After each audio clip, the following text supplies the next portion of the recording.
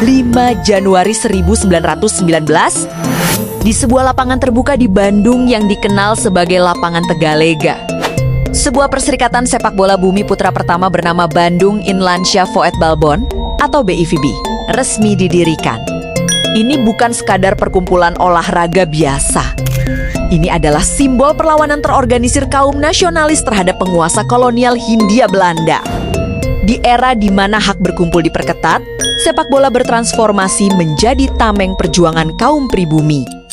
107 tahun kemudian, entitas sejarah yang lahir dari semangat pergerakan nasionalisme tersebut kini tengah bersiap melangkah ke panggung finansial tertinggi, lantai perdagangan Bursa Efek Indonesia. Dari BIVB di Lapangan Tegalega tahun 1119 menuju PT Persib Bandung bermartabat di lantai bursa. Dari akar perlawanan lokal, kini tumbuh menjadi klub profesional dengan standar tata kelola modern. Hari ini, untuk pertama kalinya, kita akan menelusuri perjalanan lengkap transformasi terbesar sepak bola tanah air. Kita akan melihat bagaimana klub kebanggaan Jawa Barat ini menjaga akar historisnya, mengamankan lisensi profesional, hingga menggodok target inisial public offering untuk mengubah peta industri olahraga Asia Tenggara. Duduk dengan nyaman. Ini adalah 90 menit pengetahuan sejarah dan bisnis yang dikemas ringkas yang akan mengubah cara kalian memandang esensi klub sepak bola modern untuk selamanya. Untuk benar-benar memahami mengapa Persib dicintai layaknya sebuah agama di Jawa Barat, kita harus memutar kembali jarum jam ke masa di mana sepak bola menjadi tameng taktik politik. 5 Januari 1919. Lahirlah Bandung Inlandsha Voetbalbond. Di bawah cengkeraman ketat pemerintah kolonial Hindia Belanda, hak berkumpul dan berserikat bagi warga pribumi sangat dibatasi karena dicurigai memicu pemberontakan. Namun, para tokoh pergerakan memanfaatkan celah olahraga sebagai kamuflase yang legal. BIVB dipimpin oleh tokoh intelektual Mr. Syamsuddin, yang tampuk kepemimpinannya kemudian diteruskan oleh R. atau putra kandung dari tokoh emansipasi perempuan legendaris, Dewi Sartika. Dari Lapangan Tegalega, organisasi ini bukan sekadar menggelar pertandingan, melainkan membangun jaringan soft power. Bahkan pada tahun 1930, BIVB menjadi salah satu dari 7 perserikatan pendiri yang membidani lahirnya PSSI di Yogyakarta. Ketika dinamika politik memaksa BIVB bermutasi menjadi PSIB dan National Voetbalbond, sebuah keputusan bersejarah diambil. Pada 14 Maret 1933, kedua kubu sepakat melakukan fusi total, meleburkan belasan klub lokal bumi putra seperti Siap, Sunda, hingga Diana untuk melahirkan satu nama abadi, Persib. Di bawah nahoda pertama mereka, seorang aktivis pergerakan nasionalis bernama Anwar Esti Pamoenjak, identitas sepak bola Bandung resmi dikukuhkan. Dari fondasi politik yang kuat, lahirlah sebuah imperium prestasi yang tidak tertandingi dalam sejarah sepak bola tanah air. Gelar nasional pertama mereka renggut pada tahun 1937. Setelah menumbangkan dominasi Persis Solo, sejak saat itu, supremasi Maung Bandung tak terbendung dengan merengkuh total 5 trofi.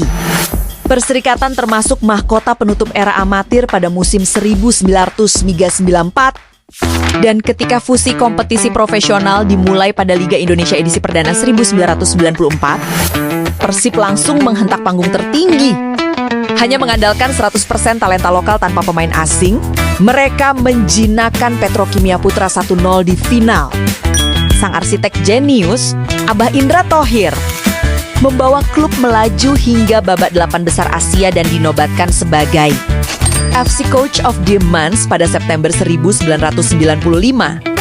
Sebuah pengakuan internasional pertama bagi pelatih asal Indonesia. Keganasan itu terus diwariskan ke era modern. Pasca juara 2014, Persib mencetak tinta emas yang belum pernah dilakukan klub manapun di era modern Indonesia. Mencetak three-peat juara beruntun dari musim 2023-24, 2024-25, hingga puncaknya di Super League 2025-2026. 5 bintang gelar juara nasional kini resmi terpatri di dada. Dan dari kejayaan mutlak di lapangan hijau inilah, transisi terbesar menuju korporatisasi dan modernisasi manajemen bisnis dimulai. 9 September 2009. Inilah tanggal krusial yang memotong ketergantungan finansial masa lalu dan mengawali modernisasi pengelolaan sepak bola Bandung. Di bawah bendera PT Persib Bandung bermartabat, lembaran baru industri olahraga dimulai. Konteks regulasinya sangat ketat.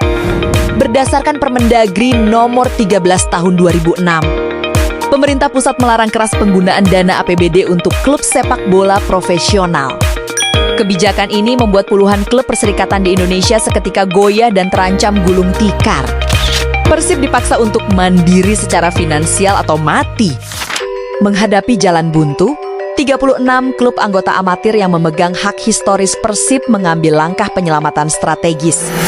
Mereka memandatkan jajaran manajemen untuk menjaring investor swasta potensial.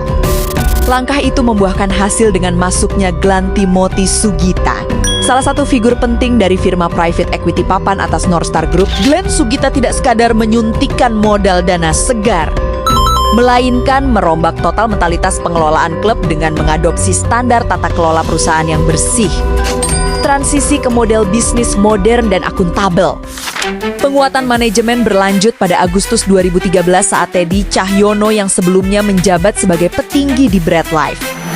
Jaringan toko roti premium di bawah ekosistem bisnis Sugita direkrut mengisi pos direktur keuangan. Tugasnya jelas, membangun ekosistem komersial yang sehat dan mengunci stabilitas finansial klub. Formula bisnis ini terbukti ampuh. Pada tahun 2014, Persib sukses mencatatkan diri sebagai salah satu klub pertama di tanah air yang meraih kelayakan FC Club Licensing. Dan di tahun yang sama, kepatuhan tata kelola itu lurus berbanding dengan prestasi di lapangan. Persib mengakhiri puasa gelar 19 tahun dengan mengunci trofi juara nasional 2014. Sekarang kita membedah lapisan terdalam yang jarang dikupas secara terbuka. Namun menjadi mesin penggerak utama mengapa Persib begitu superior secara finansial. Arsitektur konsorsium PT PBB berbeda dengan klub sepak bola tradisional. Kepemilikan Persib dirancang dengan skema korporasi modern yang sangat rapi. Konsorsium utama, PT Surya Eka Persada yang diinisiasi oleh Glenn Sugita, memegang kendali mayoritas sebesar 70% saham. Sedangkan 30% saham sisanya tetap kokoh berada di tangan para tokoh historis lokal secara perorangan termasuk Haji Umuh Muhtar sebagai bentuk penghormatan sekaligus penjaga hubungan akar rumput dengan Bobotoh. Di dalam lingkaran internal PT Surya Eka Persada, berjajar gerbong investor papan atas nasional. Glenn Sugita membawa pengaruh kuat dari ekosistem investasi. Bersanding dengan figur pebisnis besar seperti Lawrence Barkey dari sektor energi, Jas Parengkuan, serta Otniel Korompis.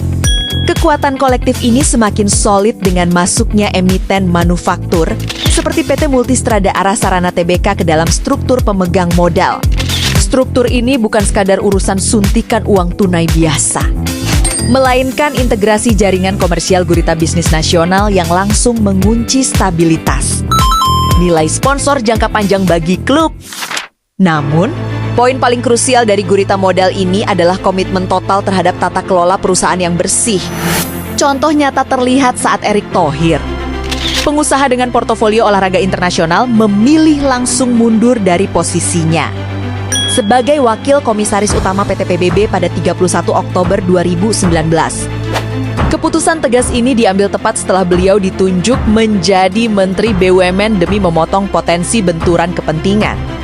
Standar profesionalitas tinggi ini pula yang membuat transisi operasional berjalan mulus tanpa riak saat terjadi regenerasi eksekutif dari era Teddy Cahyono ke manajemen baru di tahun 2024. Inilah yang membedakan Persib, tata kelola mereka dijalankan layaknya emiten papan atas, menciptakan ekosistem bisnis yang kokoh, kredibel, dan siap menembus lantai bursa.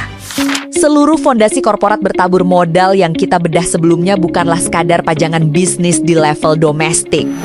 Semua itu adalah prasyarat mutlak untuk menjawab ujian kepatuhan regulasi tertinggi, PSSI dan FC Club Regulations.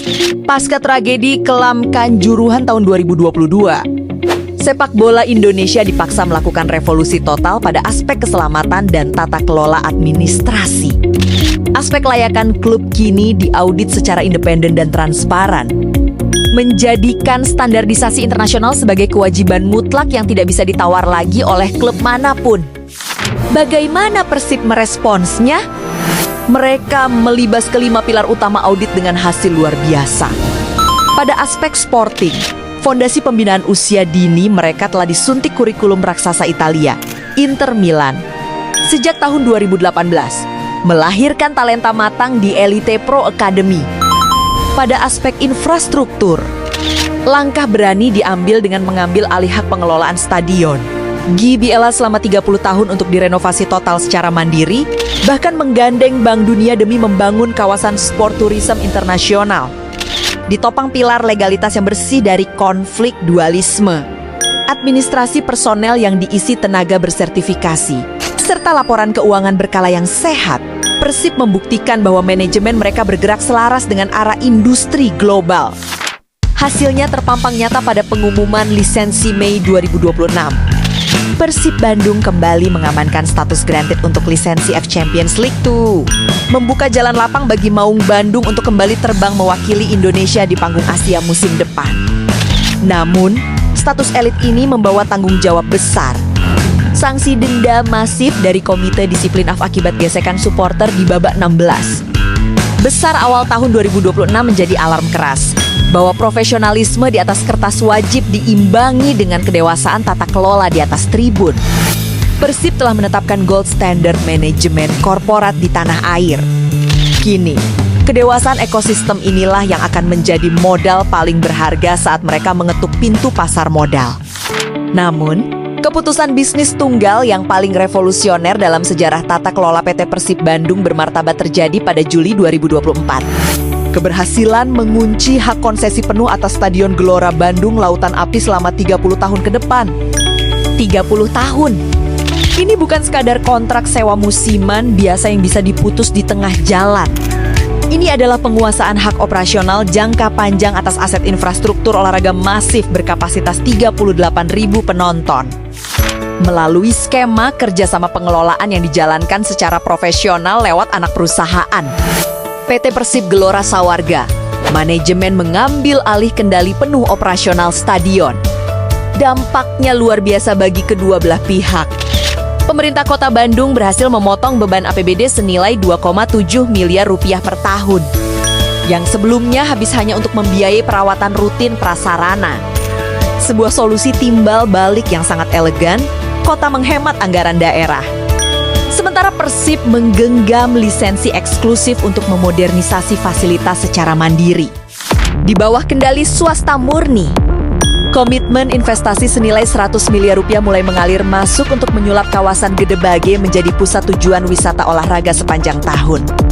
Buktinya nyata pada peluncuran Persib Day Festival tanggal 12 Oktober 2025 lalu. GBLA tidak lagi sepi, melainkan hidup menjadi ruang interaksi keluarga, lengkap dengan program stadium tour dan pameran trofi juara.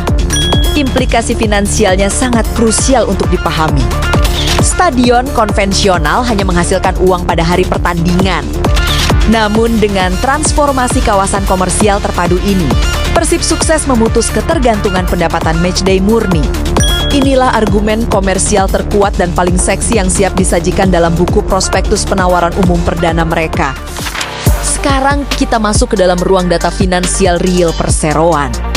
Laporan performa keuangan proyeksian PT Persib Bandung bermartabat untuk tahun buku 2025-2026. Mencatatkan angka pendapatan kotor fantastis sebesar 226,5 miliar rupiah. Jika dibedah, anatomi omzet ini memperlihatkan kemandirian komersial yang sehat. Sektor tiket pertandingan atau matchday revenue masih menjadi penopang utama dengan porsi 53,2%. Memaksimalkan penuh kapasitas 38.000 kursi Gelora Bandung Lautan Api. Diikuti oleh sektor kemitraan komersial sebesar 18,5%. Di mana raksasa konsumen seperti Indofood, Kopi ABC, hingga kemitraan teknologi Vivo bertindak sebagai jangkar sponsor klub. Dengan pengeluaran operasional terukur di kisaran 189,7 miliar rupiah. Skenario perhitungan dasar menetapkan surplus operasional bersih Persib berada di angka 36,8 miliar rupiah.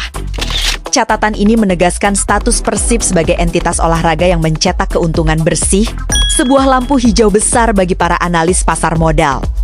Manajemen pun telah menyiapkan bantalan risiko lewat 3 simulasi skenario. Mulai dari fase optimal jika prestasi Asia meroket, hingga skenario buruk berupa potensi defisit 16,5 miliar rupiah jika terjadi guncangan industri. Namun, di balik laporan laba yang berkilau, ada satu angka kebocoran kas yang wajib dievaluasi total oleh Bobotoh, 5,9 miliar rupiah. Itulah total akumulasi denda yang dijatuhkan. Komdis PSSI dan FC sepanjang musim 2020 ofensif akibat pelanggaran regulasi dan perilaku tidak sportif oknum supporter, termasuk denda tunggal 3,5 miliar rupiah di kompetisi Asia. Petinggi manajemen olahraga Persib, Aditya Putra Herawan, menegaskan bahwa dana 5,9 miliar rupiah tersebut hangus sia-sia. Padahal, nominal sebesar itu sangat cukup untuk membongkar dan merenovasi total rumput lapangan stadion dengan kualitas terbaik dunia. Ini adalah edukasi finansial yang keras bagi fans. Perilaku di atas tribun kini berdampak langsung dan nyata pada kesehatan buku kas publik perusahaan. 107 tahun rekam jejak sejarah, arsitektur modal berlapis, tata kelola lisensi ketat, hingga hak pengelolaan stadion 30 tahun. Seluruh instrumen komersial ini dirancang untuk bermuara pada satu target puncak, initial public offering di Bursa Efek Indonesia. Bali United telah membuka jalan sejarah sebagai klub pertama di Asia Tenggara yang melantai di bursa saham. Namun, Persib datang mengetuk pintu pasar modal dengan skala nilai valuasi korporasi yang jauh lebih masif dan struktur bisnis yang berbeda. Peta jalan menuju lantai bursa dirancang dalam 3 tahapan fundamental. Tahap pertama dimulai dari pre-filing lewat pemenuhan standar audit regulasi OJK untuk memastikan transparansi hukum perseroan yang bersih. Tahap kedua adalah keterbukaan informasi publik, mengurai secara gamblang ekosistem induk PT Surya Eka Persada, valuasi komersial Stadion JBLA, hingga aset non-fisik kemitraan internasional. Dan tahap ketiga adalah post-listing gross, mengonversi suntikan dana investor publik untuk stabilisasi neraca bebas utang serta mendanai ekspansi infrastruktur fasilitas latihan terpadu. Bandingkan daya tarik investasi Persib dengan potensi kompetitor lain di tanah air. Dengan basis massa fanatik yang melimpah, Persib memegang kontrol mandiri atas stadion yang menjadi aset tetap bernilai tinggi dalam buku prospektus saham. Lebih dari itu, PT PBB telah bertransformasi menjadi multi-enterprise gurita bisnis olahraga sejati pusi dramatis klub basket legendaris Satria Muda Pertamina Bandung yang kini sukses menembus semifinal IBL 2026. Di saat klub besar lain masih berjuang lepas dari jerat sewa stadion jangka pendek, Persib sudah berlari di depan, menawarkan diversifikasi bisnis modern yang siap menggoncang pasar modal Asia Tenggara. 107 tahun. Bayangkan rentang panjang perjalanan sejarah itu. Dari sekelompok pejuang bumi putera di lapangan Tegalega yang menjadikan sepak bola sebagai instrumen perlawanan, kini tumbuh menjadi sebuah megakorporasi olahraga multicabang dengan struktur manajemen profesional, diverifikasi regulator pasar modal, dan siap melantai di Bursa Efek Indonesia. Persib bukan sekadar klub yang mengoleksi piala. Meskipun 9 trofi juara nasional dan torehan hat-trick juara beruntun adalah dominasi mutlak yang tidak tertandingi, Persib adalah sebuah institusi di mana setiap fase evolusinya mencerminkan derap langkah perkembangan Indonesia sendiri. Dari perlawanan kolonial ke alam kemerdekaan, dari liga amatir menuju industri profesional, dan dari pengelolaan tradisional menuju keterbukaan pasar modal global. Para pendiri perserikatan di tahun 19 mungkin tidak pernah membayangkan bahwa benih perjuangan mereka akan bermutasi sejauh ini. Menembus kualifikasi lisensi Konfederasi Asia, mengamankan investasi infrastruktur 100 miliar rupiah, hingga mengepakkan sayap menjadi gurita bisnis olahraga lintas cabang. Mereka dulu hanya ingin membuktikan bahwa martabat pribumi itu ada dan mandiri. Dan 107 tahun kemudian, Persib Bandung terus membuktikan hal yang sama di panggung komersial yang jauh lebih raksasa. Bagi jutaan bobotoh, Anda bukan sekadar penonton di tribun. Anda adalah penjaga estafet warisan sejarah panjang ini. Pangeran Biru tidak akan pernah berhenti melangkah. Dan kepakan sayap Maung Bandung kini bersiap mengguncang lanskap industri olahraga Asia Tenggara untuk selamanya. Dari seluruh perjalanan panjang 107 tahun yang kita bedah hari ini, bagian mana yang paling mengejutkan kalian? Apakah fondasi pergerakan nasionalis di tahun 1919, gurita modal konsorsium Glenn Sugita, konsesi jangka panjang GBLA, atas keberhasilan ekspansi klub ke cabang olahraga basket bersama Satria Muda? Tuliskan prediksi kalian di kolom komentar, kapan tepatnya Persib akan resmi melantai di bursa? Dan akankah Maung Bandung melampaui Bali United sebagai emiten olahraga paling bernilai di Bursa Efek Indonesia? Jangan lupa klik like, share, dan subscribe untuk analisis industri olahraga yang tajam dan tidak akan kalian temukan di tempat lain. Sampai jumpa di video berikutnya.